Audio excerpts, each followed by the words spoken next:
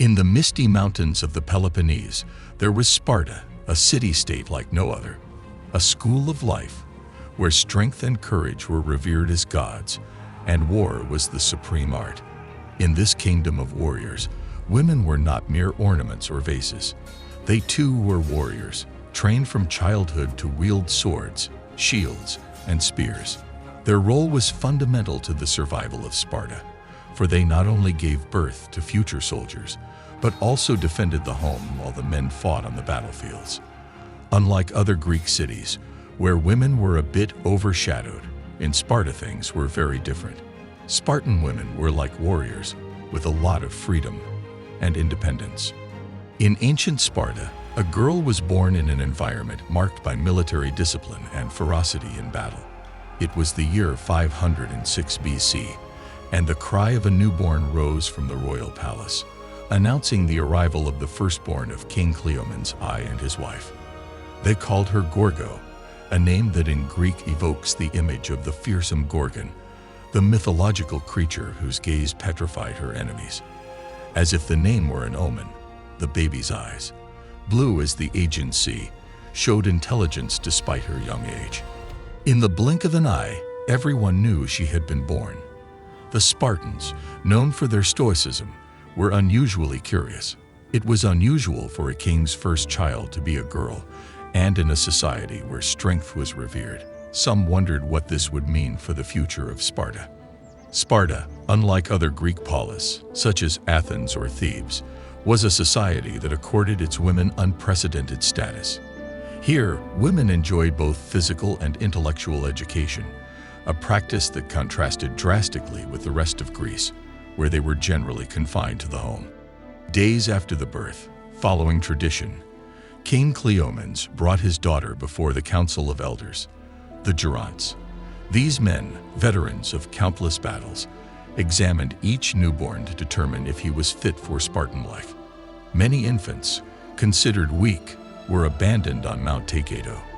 When Cleomenes introduced Gorgo, a thick silence filled the room. The elders looked at the child, searching for any sign of weakness. But instead of weeping or squirming, Gorgo returned their gaze with an unnerving calm. One of the Gerontes reached over and touched her cheek. At that moment, they say, the baby grasped his finger with surprising strength. The old man, impressed, looked at his companions. "This child has the grip of a warrior," he said. "She will be a true Spartan." The others nodded. Some even smiled, a rare gesture in men accustomed to austerity. Gorgo had passed his first test. From 7, like all Spartan girls, Gorgo began her formal education. The girls participated in athletics, wrestling, and discus throwing, not to become warriors, but to strengthen their bodies to give birth to robust children. Beyond physical training, they were instructed in music and dance and, surprisingly, encouraged to participate in public debates. This last skill would become Gorgo's hallmark. His palace, though clothed in a certain luxury, demonstrated Spartan austerity. Meals were simple, following the diet common to all citizens, not to mention the weapons, spears, and shields, representative elements of the time. Unlike other Greek princesses, educated to be silent ornaments, Gorgo grew up in an environment that not only allowed but valued female opinion. Her mother and other elite Spartan women would have been her role models, women who were not afraid to speak out in public or intellectually challenge men. This early immersion in debate and strategy shaped Gorgo. Although no specific anecdotes from her childhood exist, her later achievements as an orator and political advisor, well documented by historians such as Herodotus, suggest an education that intensely cultivated her intellect from an early age. A highlight in Gorgo's life was her encounter with Aristarchus of Miletus, who arrived in Sparta on an ordinary day with a bold proposal. The Greek cities of Ionia were in full revolt against the great Persian Empire and were seeking allies in their struggle for freedom. Aristarchus, desperate for Sparta's support, came to Cleomenes with a tempting offer, a large sum of money in exchange for his military intervention. The usually unperturbed Spartan court was shaken by the audacity of the proposal.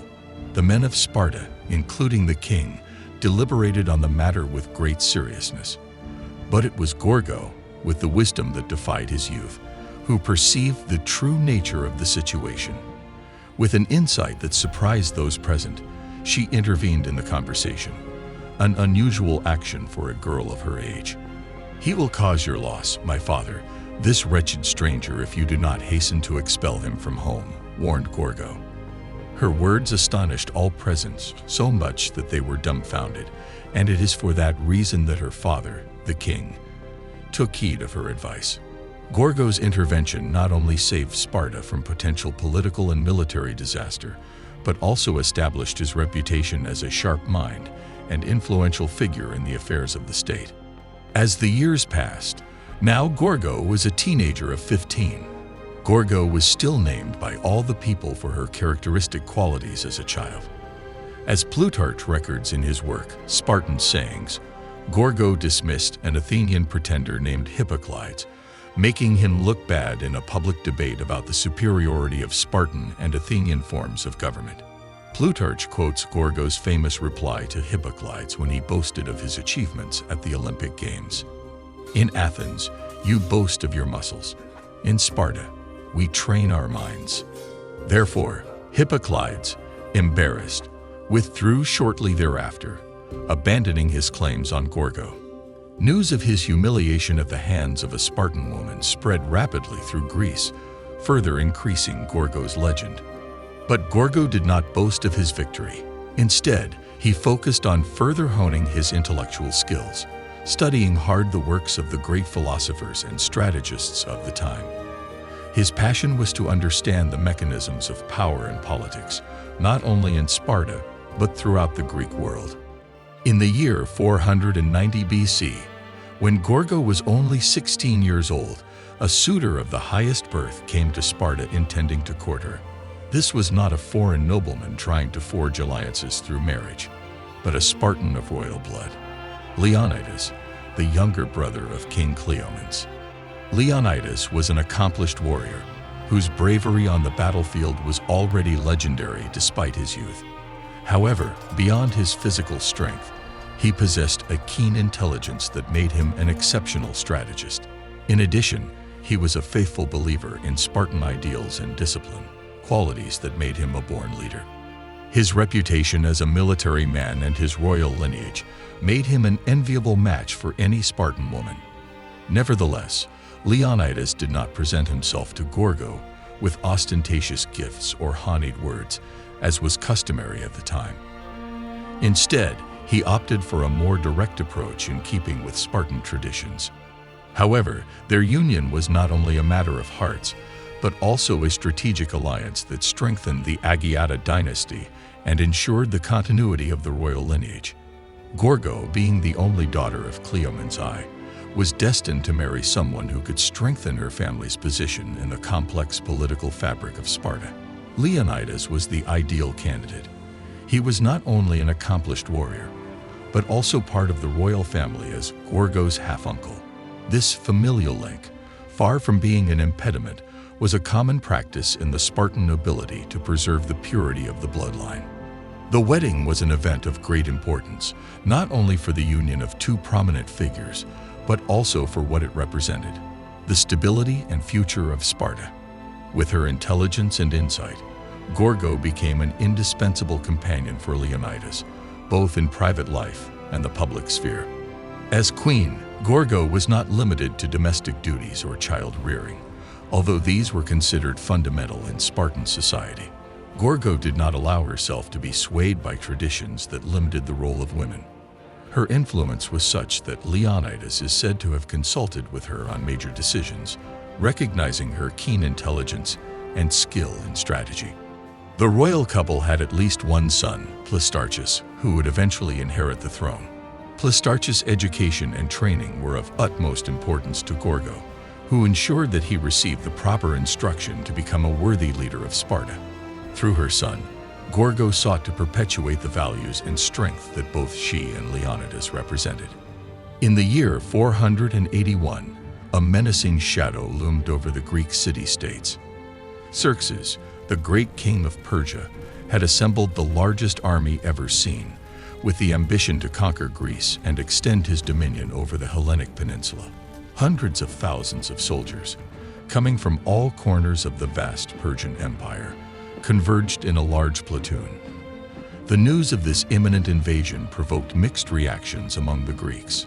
Some cities, fearful of Persian fury, considered the wise option of paying obeisance to Xerxes, thus avoiding certain destruction. Others, however, prepared for resistance, aware that their freedom hung in the balance. In Sparta, the decision was not easy. For years, tensions had been rising with the Persian Empire, whose appetite for expansion seemed insatiable. Some Spartan generals, pragmatic in their military thinking, argued that it would be better to negotiate favorable terms with Xerxes before it was too late. However, a dissenting voice emerged in these crucial debates, that of Gorgo, now a 25-year-old woman and mother of a son. Although women rarely participated directly in political deliberations, Gorgo's status as the wife of King Leonidas gave her considerable influence. Herodotus mentions that during a Spartan council meeting, a general openly suggested the possibility of an alliance with the Persians. It was at that moment that Gorgo, in an unprecedented act, burst into the room, defying social convention, and addressed those present. "The Persians offer us golden chains, but they are still chains. Freedom is priceless to the Spartans." Leonidas, who until then had listened in silence, stood up, backing his wife. "My wife speaks with the voice of Athena," he declared. "Sparta will lead Greece against this threat." In that instant, the decision was made, thanks in large part to Gorgo's intervention. His role at this critical moment was not an isolated event. Over the years, Gorgo had earned a reputation as a shrewd and eloquent advisor, whose opinions were sought not only by Leonidas, but also by other Spartan leaders. Herodotus relates how, on an earlier occasion, Gorgo had played a crucial role in uncovering a Persian plot. An exiled former Spartan king named Demaratus, now serving Xerxes, had sent a seemingly harmless message to Sparta. However, the Spartans suspected that it contained a secret code. It was Gorgo who suggested scraping the wax off the tablets, thus revealing a hidden message engraved in the wood underneath. This message warned in detail about the Persian invasion plans, allowing Sparta to prepare adequately. In the final preparations before Leonidas departed for Thermopylae, Gorgo told her husband, "Return with your shield or on it."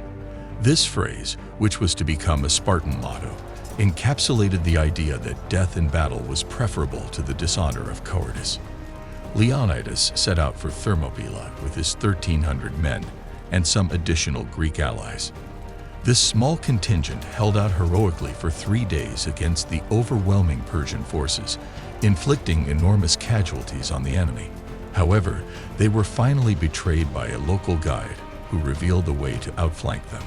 Surrounded and unable to retreat, Leonidas ordered most of his allies to withdraw, while he and his 1,300 Spartans faced the enemy in a final act of defiance. The Spartans fought bravely, knowing that their sacrifice would not be in vain as they perished on the battlefield. When news of the disaster at Thermopylae reached Sparta, the city was plunged into mourning. However, grief motivated them to fight. Gorgo, now a widow at 26, did not collapse.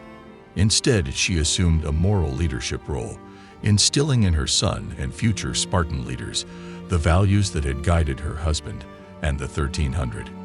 In the following years, Greece, galvanized by the sacrifice of Leonidas and his men, would succeed in repelling the Persian invasion in decisive battles such as Salamis and Plataea. Herodotus notes that the courage shown at Thermopylae was a key factor in uniting the Greek city-states, which were often divided by internal quarrels.